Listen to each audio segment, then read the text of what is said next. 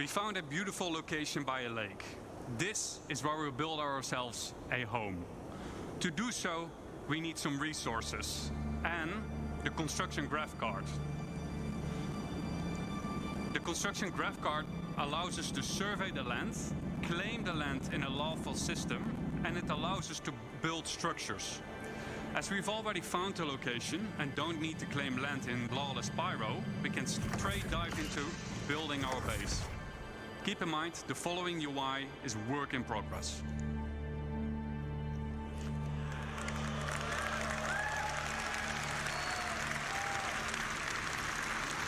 A survey drone that deploys from the top of the card gives us a controllable augmented view of the land. In the new structure mode, we'll pick a small basic structure and hit construct. For this demo, the construction will be instantaneous, but in the final product, this will take you quite some time.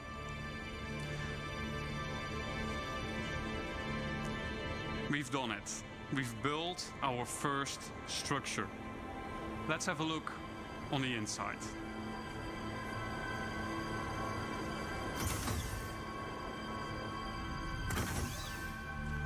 As we walk into the small basic structure, we see an empty interior that is dimly lit. It's up to us to define what we will use this space for. In our case, we will want to make it into a home. We can see that the lights are still off, and that is a problem, because no lights means no atmosphere, no breathable atmosphere. So it's not ideal to live in. So how do we solve this issue? We can improve this by providing the building with power. Let's see if we can build something that helps us out. But before we dive into more building, let's take a quick moment to enjoy the freedom that the survey drone provides us with and admire the aesthetics of our first structure. And I wonder what Declan was up doing there. Keep in mind that base building is still work in progress, but what you're seeing right now has been recorded directly in the client and works seamlessly between first person and the building mode. Okay, enough. Back to base building. In the list of new structures, we see a small fuel generator. That is something that could solve our problem, I think. Power providing structures need to be hooked up to other buildings inside construction ER mode, but we'll explain this later. The fuel generator is one of several structures that provides power, each with their own benefit and drawbacks. Fuel power is quick and easy to build, but it requires a constant supply of fuel besides its regular maintenance. If a structure is not maintained, it will halt its activity. Players will need to maintain fuses to keep the building operational. The better crafted fuse, the longer it lasts. This is where the fuse goes on this building. Next up, we have a terminal that gives us access to the status of our building. And, more importantly, we get to activate it here.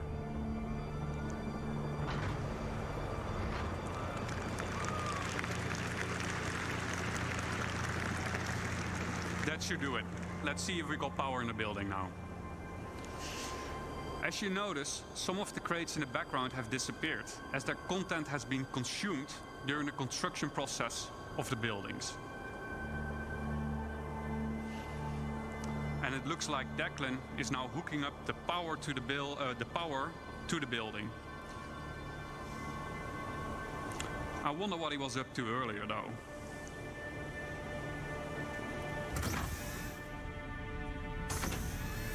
Wow. Declan has been busy decorating the place. As we can see, the lights are now properly working. We got atmosphere, and we can start to use the item fabricator now that there is power. Always handy in case we need a fuse. Let's have a quick look at what we've done so far. We've decorated the place. We made it our own little home. We hooked it up with power. I would say we have a place that we can live in. It might not be much, but I think it's just enough to call it a home. Thank you. So to kick us off, Called in the help of a friend who has a specialized, not yet revealed base building vehicle, and he's built us this. It is the construction hub.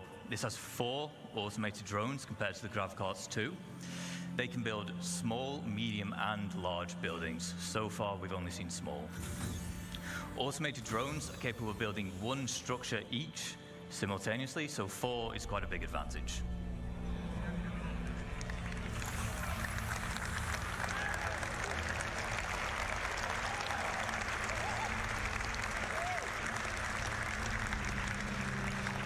We'll pop into our construction AR and we'll get down a generator, we'll connect some buildings together just so we have a place to call home before we begin.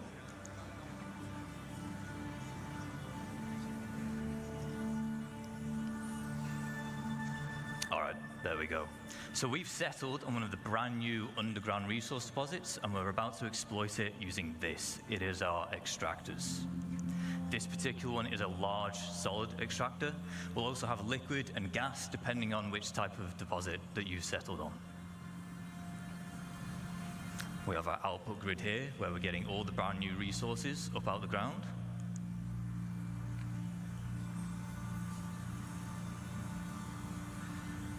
And it is important to note that once these things are set up, it's not a case of just free resources forever. On key structures like this, there are fuses which will occasionally need replaced, as well as environmental wear which can be fixed using crafting materials.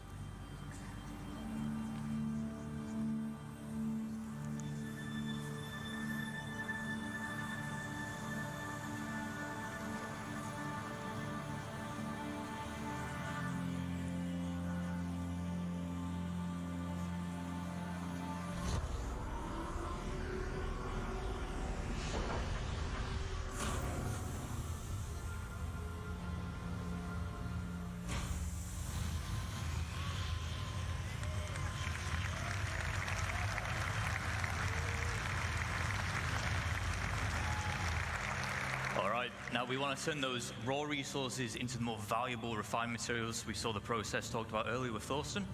Of course we want this, it is our refinery. Once again there are multiple types here. This one is the large solid matter refinery. We have liquid and gas again, as well as biological, depending on the type of materials that you're using and want to produce. Refinery has input and output grids. For input, as you might expect, it's for the resources which you're going to consume, and then the output is for the resulting refined goods.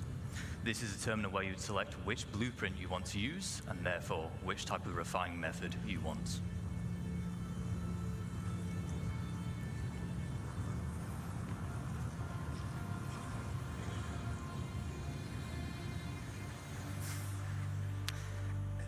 A lot of crates here with our extractor and our refinery, so we're going to put down our elevator storage. Base is really starting to build up now, but it's worth me mentioning again here that whilst we're putting these buildings down instantly in this video, large structures like this, they will take some time with the automated construction drones, but the smaller scale base we saw in the previous video, that can be done in a single play session.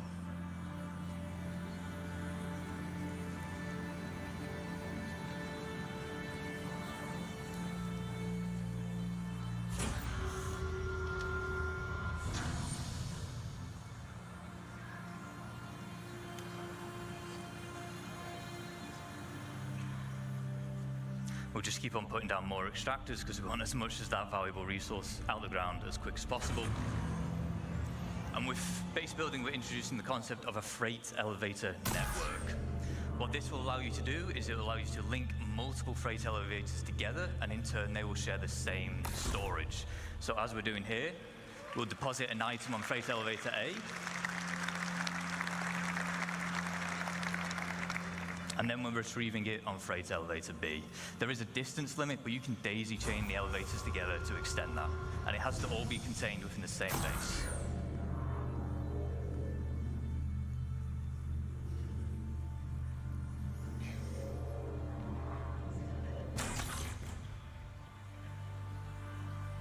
Now, as we expand, we might want to invite more people to join us. This is easy to do. There will be permissions that we can set up, granting people access to our base, and they can even build their own structures if they wish. We can also give them access to existing structures, which is how you can form your org storage using those freight elevators.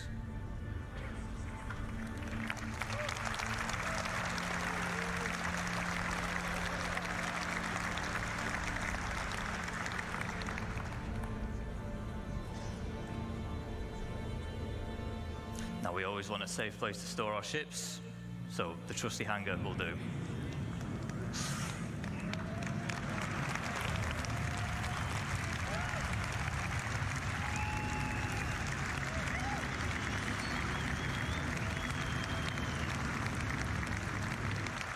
See, it has this large, we call it a foundation tile. It's quite special in that it can actually deform the terrain around it, making it easy to place such a huge structure like this. You can also place other buildings on it, so it's easy for making large, sprawling bases. However, there is one final piece of the puzzle that we need to achieve our goal, and it is this, our very own fabrication hangar. Does anyone want to guess what we're going to build in a fabrication hangar? An Idris, maybe not an Idris, if I'm honest. We'll have a drive around, we'll go to the entrance and we'll see what's in store for us.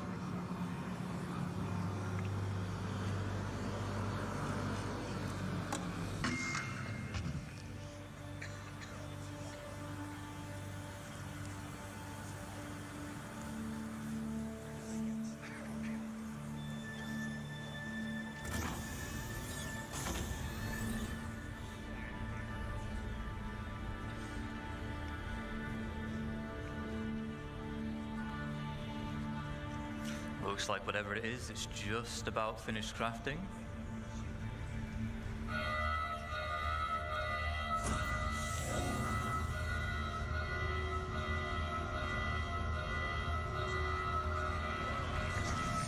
Of course, we were going to build ourselves a ship.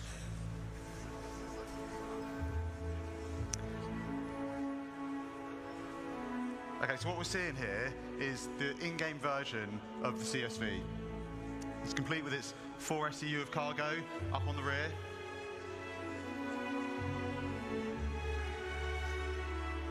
And I think the CSV kind of really builds on what Argo is known for as a manufacturer. It's got those kind of like really kind of hard industrial looks, and I think it helps it kind of feel at home on any build site. All of its components are easily accessible. And I think the exterior is like real dominating factor is those kind of large all-terrain wheels. And then that's kind of backed up by, just simple, smooth, sleek lines. We've got the front-loaded cab that puts all the controls kind of right in the kind of, where the player needs them. And I think that's one of the keys to the ship as a whole, or the vehicle as a whole, sorry, is it's, simple, it's purposeful, it's functional. And I think that just kind of, just helps it to kind of feel part of that Argo family.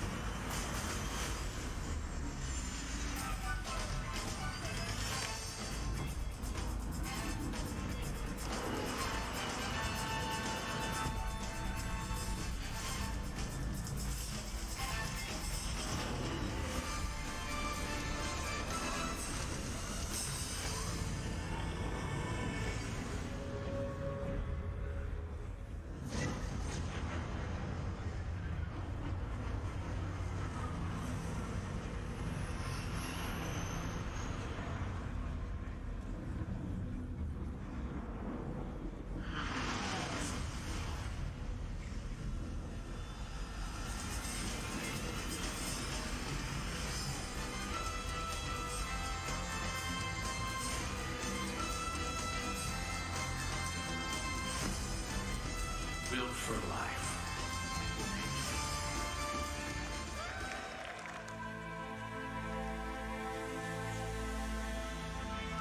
I think the Star Lancer kind of really fully encapsulates Misk's kind of ability to create beautiful ships. It's got this bulbous design that really helps to kind of convey its underlying structure and its underlying strength.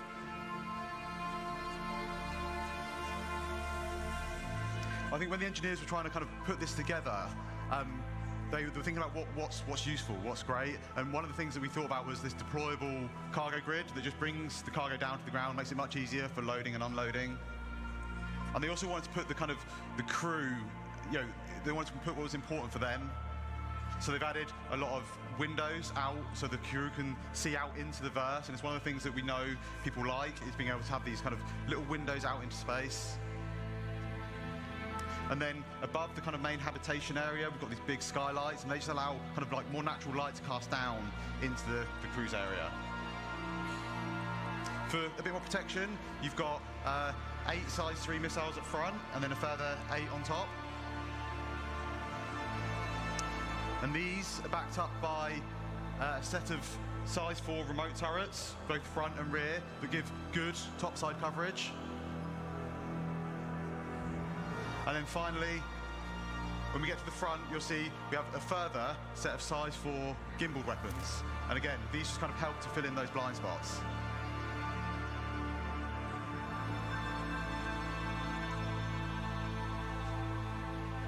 I think as a whole, the engineers or MISC have done an exceptional job in creating a vehicle that kind of fully encapsulates the functionality needed, while still ensuring that the crew's kind of well-being and livelihood is protected. It's all in a package that kind of really dominates the sky, and I think it really shows off MISC's ability to deliver. MISC traditional letterbox view is back.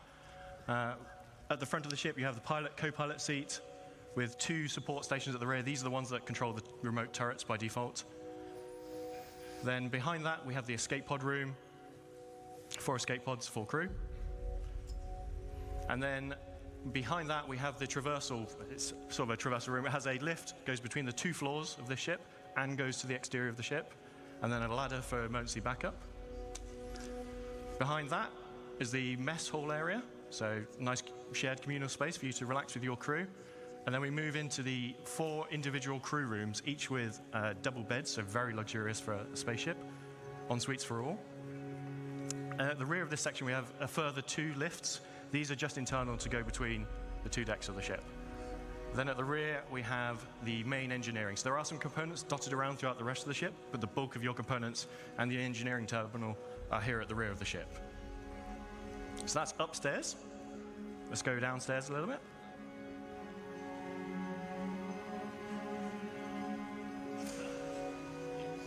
We have the main vehicle entrance and cargo entrance for the rear section. This can be used as a garage, but it is also a cargo hold. Can fit vehicles up to a Ursa rover in size in here.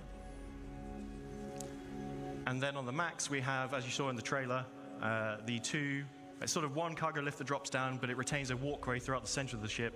So regardless of whether your cargo is up, down, being loaded, you still have traversal front to back of the ship. Then we have the downstairs of the traversal room, which also features the airlock onto the ship. And then lastly, we have the armory at the front of the ship. So if you're coming on board, leaving via EVA, leaving via that front entrance to the ground, you can stop off here, suit up, get your weapons, do the reverse coming back. And that is the Starlancer Max.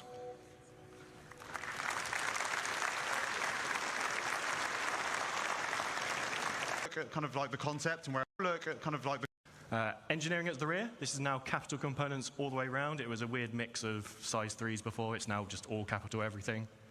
Then we have the habitation, mess hall, medical area between the hangar and engineering.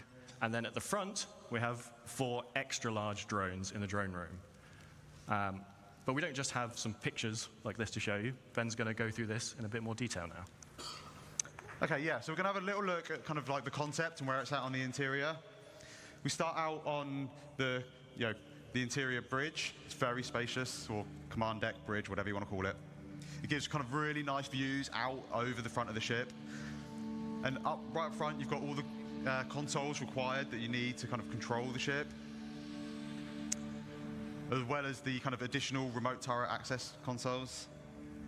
And then at the rear, we have the main kind of navigation components and some small engineering consoles. And kind of flanking either side, we've got these 2 corridors, and they lead out to the manned turrets that kind of sit above the bridge. And they also have all the escape pods needed for all the bridge crew. Like I say, we want this to kind of be a home away from home, so we have a very large, comfortable habitation area. Each of the crew members, they get their own individual crew pod And one of the nice things about this is these actually open up, and they allow kind of each crew member to kind of decide like how much privacy they actually want. This is the crafting area. We've got the 4 kind of crafting machines. And these are right next to the cargo bay, the internal cargo bay. And as John says, this holds up to 1,000 SEU of cargo, so it's pretty sizable. To make it a little bit easier, it's got its own dedicated cargo lift at the back that, again, just simplifies that kind of getting cargo in and out of the vehicle.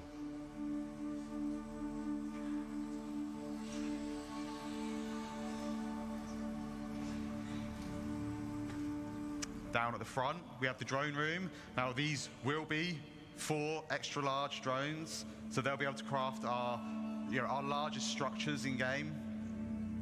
They exit the ship out through the roof, and they're all controlled by the construction console in this area.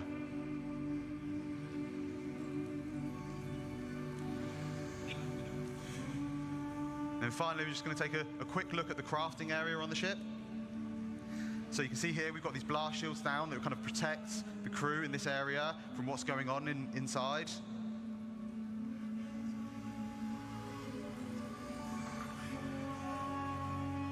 And then as these open up, we just finished making a storm.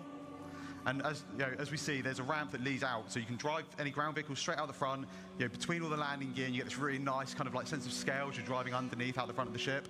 And we've also got the top exit for any flight vehicles. And then finally, we have the landing pad, and this just allows us for any ships that land up on deck, we can just bring them down into the belly of the ship.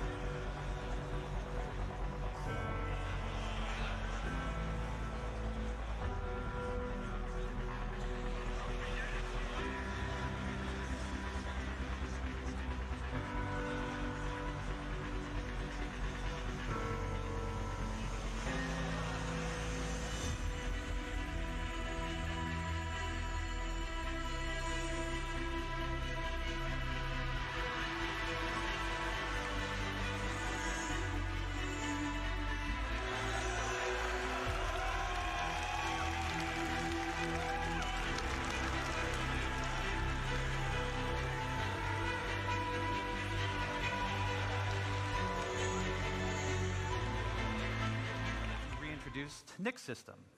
There's another unclaimed system that's currently home to the People's Alliance, a wannabe independent government formed during the Messer era, but now struggling with the burdens of governance, a growing outlaw presence, and a new threat on their doorstep from Vandal raids. Ian also made another big announcement of our fourth system, Castra.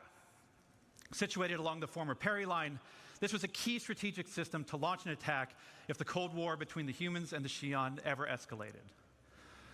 So that's 4. Do you guys want to know 5?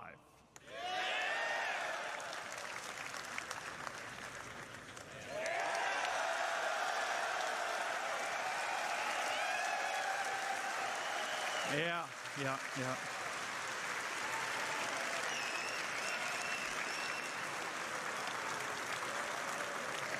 We're finally doing it. Considered by many to be the new jewel of the Empire, Terra has been a shining star against the more imperialistic tendencies of Earth, even in the darkest days of the Messer regime. Now, many believe that Terra should be the new center of the UEE. I don't know how you all feel about that. Yeah, a lot of division. But that's our starting 5. Each system and each...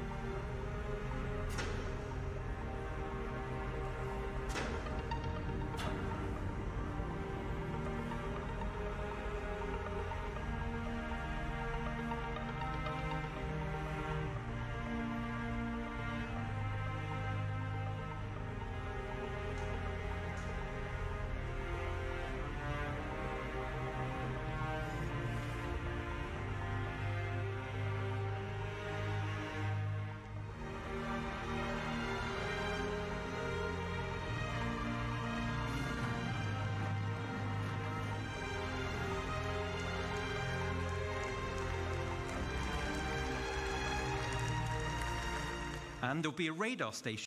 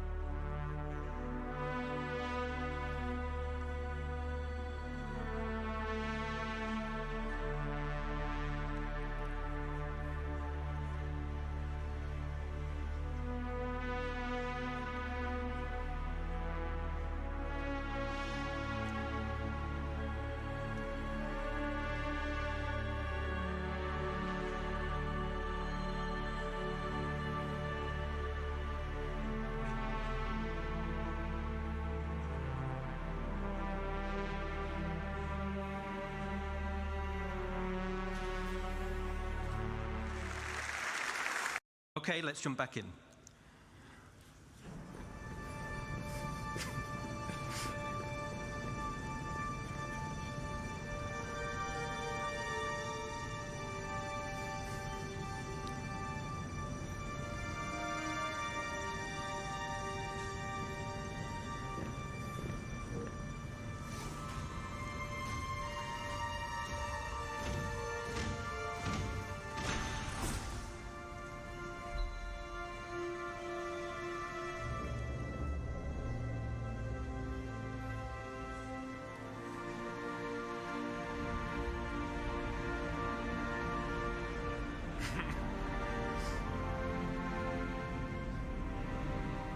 Already built.